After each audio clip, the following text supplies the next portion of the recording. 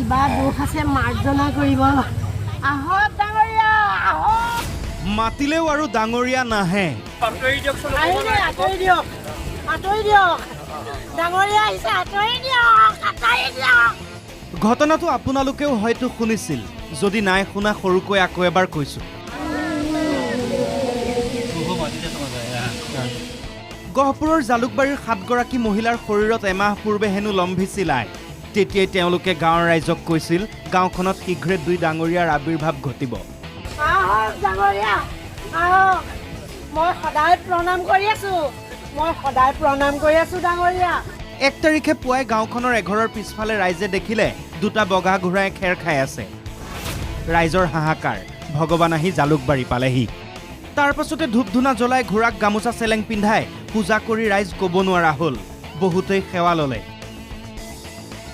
কিন্তু বহুতেই সন্দেহ কৰিলে আজিৰ আধুনিক সমাজত এয়া বাৰু সম্ভৱনে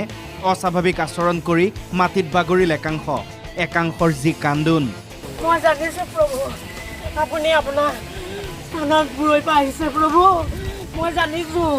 2 এগৰাকীৰ পিঠি পেলাই সেৱা জিভা উলিয়াই কালিমাৰ ৰূপত তেওঁ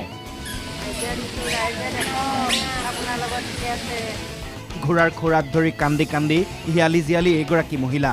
অ' প্ৰভু মই আপোনাক কেতিয়াও বিদায় নিদিওঁ প্ৰভু মোক ক্ষমা কৰি দিয়ক আপোনাক কেতিয়াও বিদায় নিদিওঁ প্ৰভু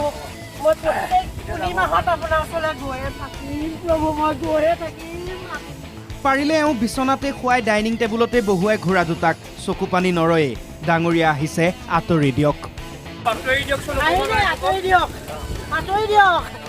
ডাঙৰীয়া আহিছে আঁতৰি দিয়ক মানে বুজাব নোৱাৰা পৰিৱেশ বুজাব নোৱাৰা ঘটনা বহুতেই ক'লে এয়া কেনেকুৱা ঘটনা ঘটিছে অসমত